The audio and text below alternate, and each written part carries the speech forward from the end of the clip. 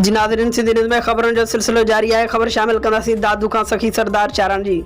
दादू जे ॻोठ सरदार अहमद आराइन जे रवासियुनि जो चोरी थियल ट्रैक्टर न मिलण ख़िलाफ़ एसएसपी मोड़ ते टायरनि खे बाहियूं ॾेई धरणो हणी सख़्त नारेबाज़ी कंदे एहतिजाजी मुज़ाहिरो।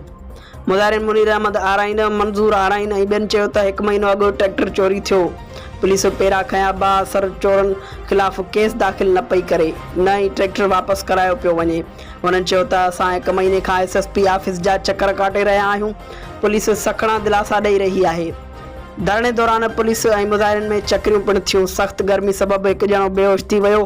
डीएसपी सिटी अब्दुल ख़ालिक वगण एसएचओ इशफाक मंगी पारां मुज़ाहिरनि सां ॻाल्हियूं करे केस दाख़िल करण ऐं जवाबदार गिरफ़्तार करण जी ख़ातिरी कराए धरणो ख़त्म करायो।